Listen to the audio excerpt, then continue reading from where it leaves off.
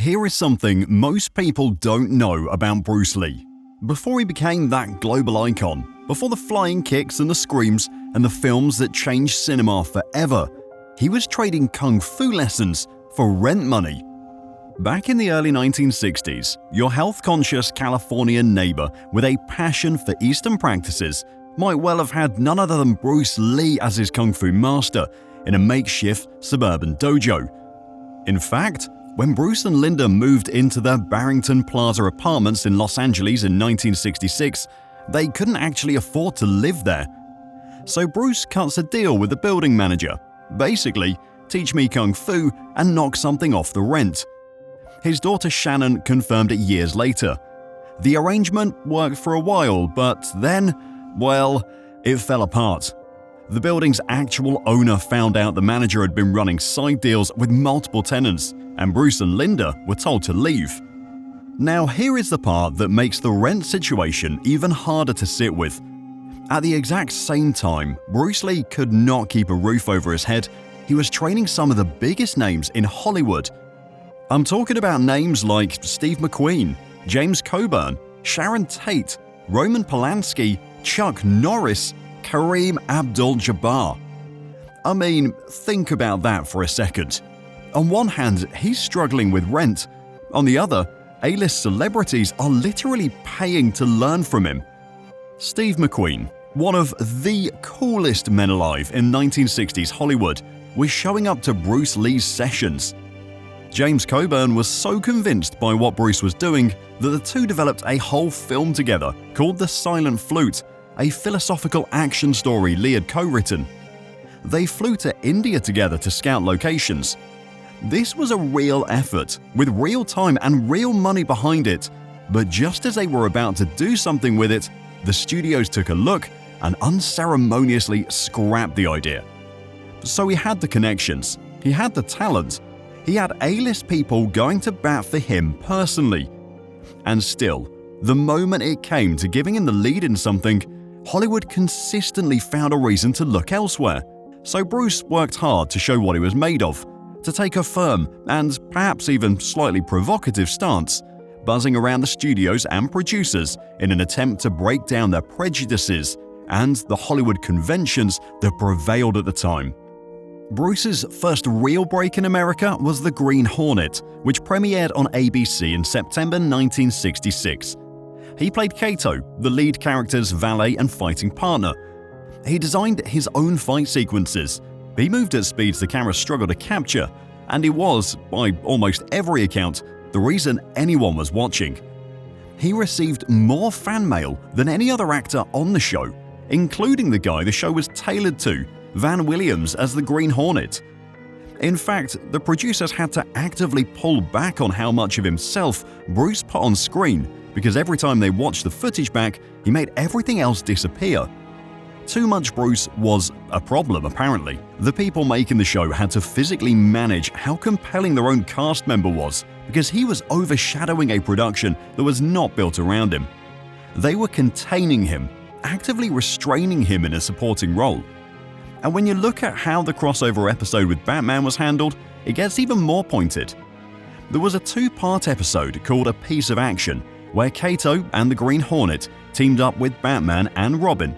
It aired for the first time on the 1st of March 1967. In the original script, Kato lost his fight to Robin. Bruce refused to shoot it. He walked off set. "There's no way that anyone would believe I go in there and fight Robin and lose," he said. They rewrote it, but the fact that the script was written that way to begin with tells you something about how the show's producers saw him. As a prop, as a support, not as the person the audience was actually invested in. In Hong Kong, where the show was being rebroadcast, the audience had already solved this problem their own way. They renamed the entire show. Over there, it was not the Green Hornet, it was the Kato Show. So, with all of that in mind, what do you think Bruce Lee was getting paid per episode? Just $400. Van Williams, who played the actual Green Hornet, the character Hong Kong had already decided to cut from the title, was making $2,000 per episode. The district attorney, a recurring character with very limited screen time, pulled $750, the secretary got $850, and the police reporter got $1,000. Bruce Lee, the man the audience was actually showing up for, was paid less than every single person on that call sheet. He eventually got a bump to $550. Then the show was cancelled after 26 episodes, and that raise never had time to mean anything. The show ended. The fan mail stopped arriving at the studio. Bruce went back to teaching private lessons and picking up whatever small roles came his way. In 1969, he got a scene in a film called Marlowe where he destroyed an entire office with his hands and feet in under 2 minutes of screen time. Reviewers noticed him specifically in their write-ups. Nobody followed up on that interest with a lead offer. There was also the back injury, which hit in August 1970, when Bruce damaged the fourth sacral nerve in his spine while lifting weights. The doctors told him he would likely never do kung fu again. He spent months in bed, but here's what he did with that time. He wrote letters, philosophy, training notes, ideas. He also wrote himself that personal contract where he stated his intention to become the highest paid Asian performer in the world and signed it with a deadline. The man who had just been told he might never fight again, the man who had been paid less than a television secretary, had put it in writing that he was going to be the biggest name in the business. Then he recovered, and then he started pushing harder than ever. But first, one more rejection. The one that ended his patience with the whole arrangement entirely. In 1971, Bruce Lee pitched Warner Brothers a television series called The Warrior. A Chinese martial artist wandering the American Old West using skill and philosophy instead of guns. Clean idea. The right person to do it.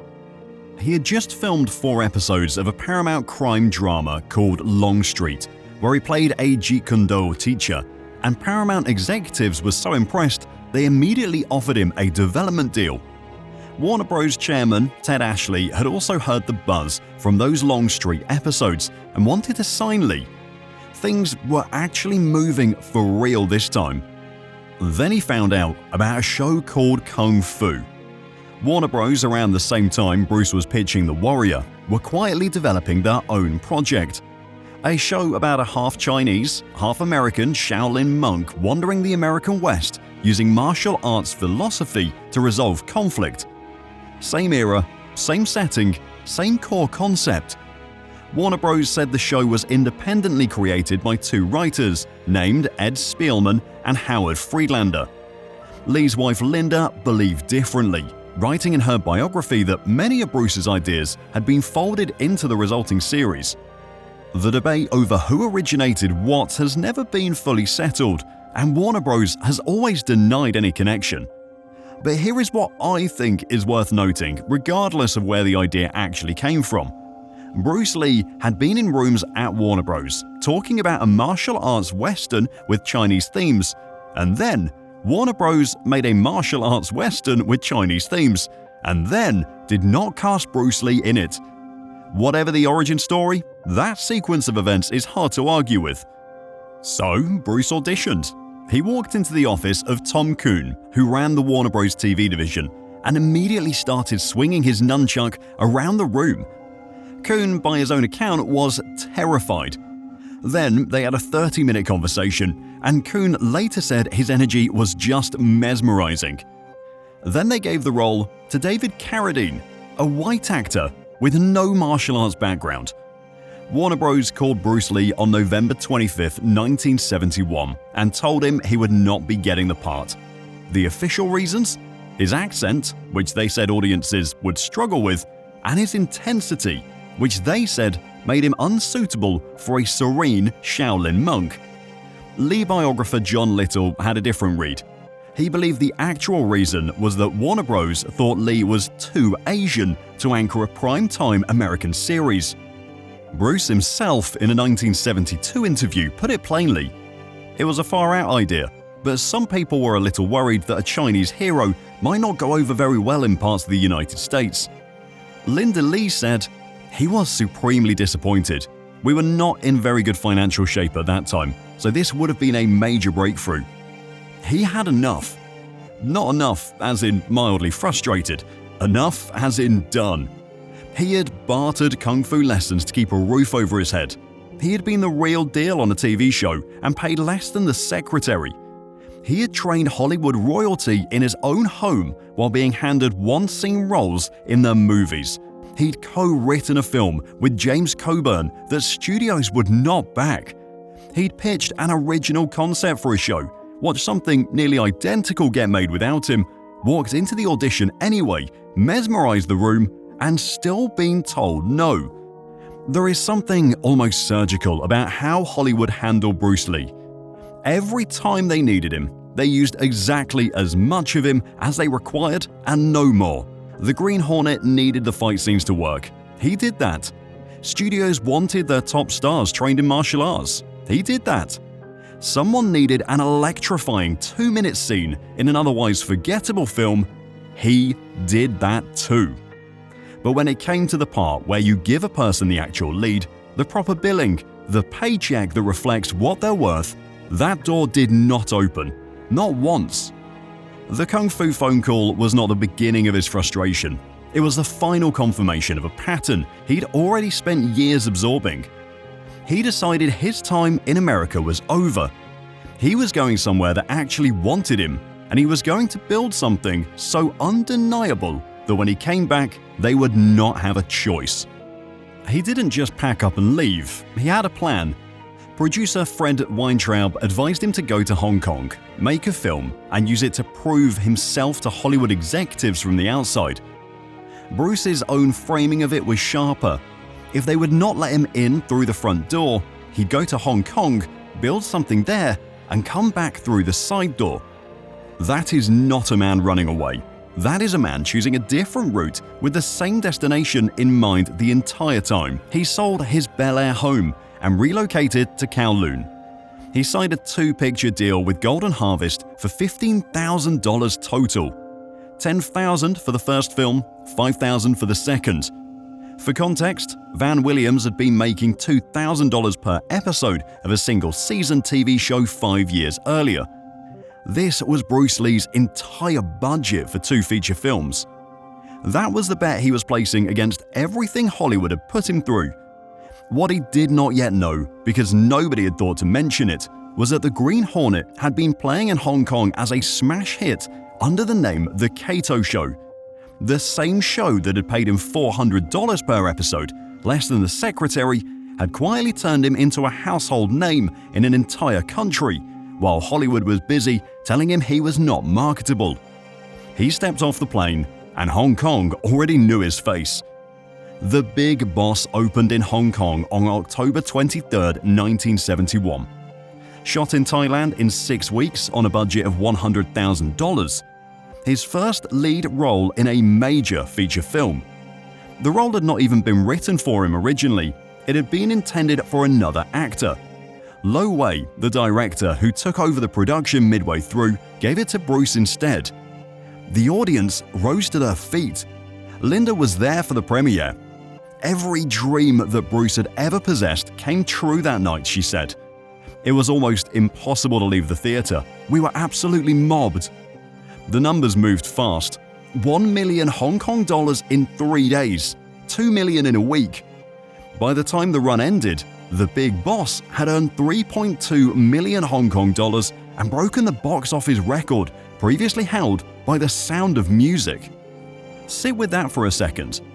A film nobody in Hollywood would fund, starring a man Hollywood said audiences would not accept as a lead, beat The Sound of Music at the box office. Roughly 1.2 million people in Hong Kong out of a total population of 4 million went to see it. Almost 1 in 3 people in the city. The same man Tom Kuhn at Warner Bros. Had deemed too Chinese for an American audience had just made one of the most successful films in Hong Kong history. And the film eventually grossed close to $50 million worldwide on a $100,000 budget, 500 times its investment. Warner Bros. Was getting its answer in real time.